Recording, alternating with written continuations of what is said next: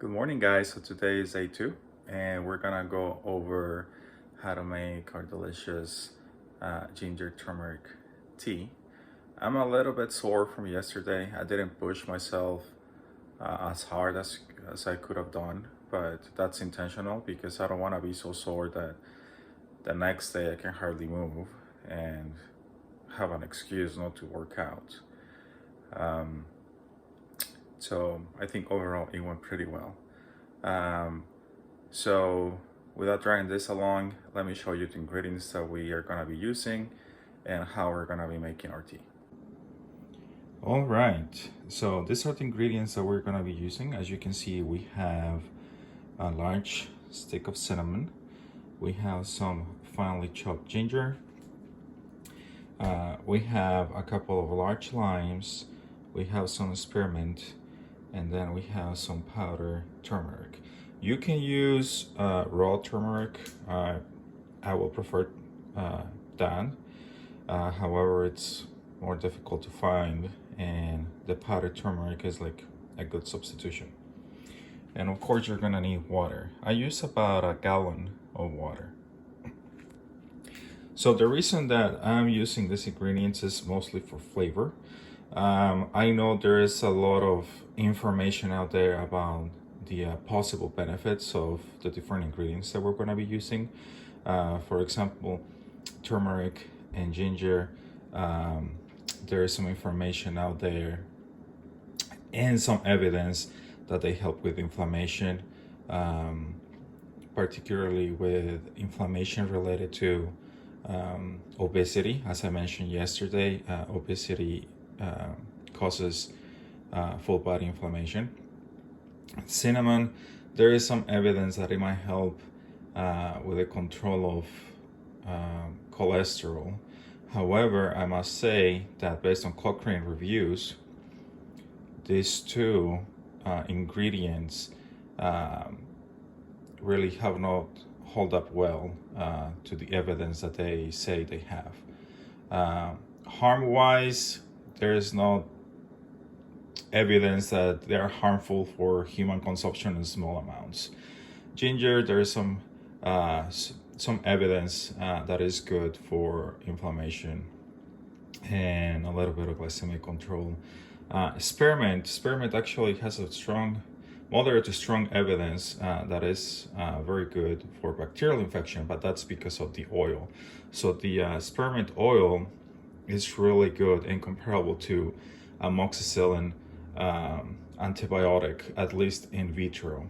So who knows what the benefits are, if there are any, by consuming it as a tea. But no one can argue against the flavor that cinnamon and spearmint provide to teas. All right, so the first thing we're gonna do, now that we have the water in the pot, so we're gonna turn this on. We're gonna add our ginger. We're gonna add our limes. And you can use lemon if you like. In Mexico, we just call it green lemon and yellow lemon because lime in Mexico, it's actually a different type of fruit. It's also a citrus fruit, but it's a little bit different. But if you don't like lime flavor, you can use lemon. If you have only access to lemons, you can use lemons. You can even use oranges if you like. And last but not least, we're gonna add our large spearmint bundle. So this pot usually lasts me for about a week, full 6 to 7 days. So once it's made, what I usually do, I let it cool off a little bit, and then I put it on a large jar, which goes into the fridge, and every morning I just pour myself a cup and warm it up in the microwave. You might be wondering, when are we going to be adding the turmeric? Well, the turmeric, since it's a powder, I usually add a little bit to my cup of tea. And we're going to cover that right now.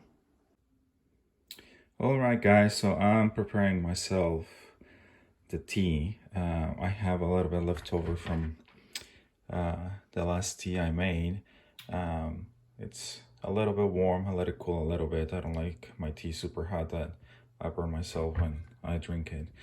So what I usually do, I get some emergency packets and I add one to it. The reason I do this is because there is plenty of evidence that vitamin C and zinc are like fuel for the immune system, and particularly during the winter. And being a physician who has the ability to take care of kiddos, I'm constantly exposed to viral upper respiratory infections, so I don't want to get sick.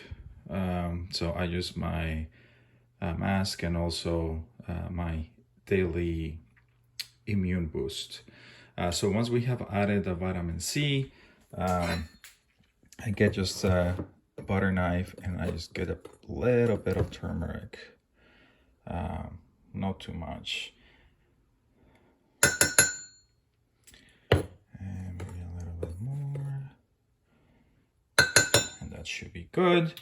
I put honey in here because if you suffer from allergies, seasonal allergies, that is, raw honey, raw local honey is very good for your allergies. So you can sweeten your tea with about a tablespoon of honey. I do have seasonal allergies, but since I'm intermittent fasting, I prefer to avoid the honey right now. Plus, I take my Claritin for them. And now we just pour the tea.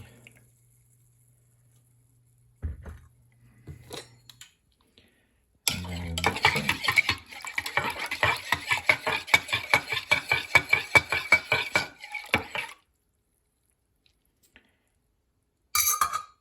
And that's it. Now you can drink it, and it's pretty good.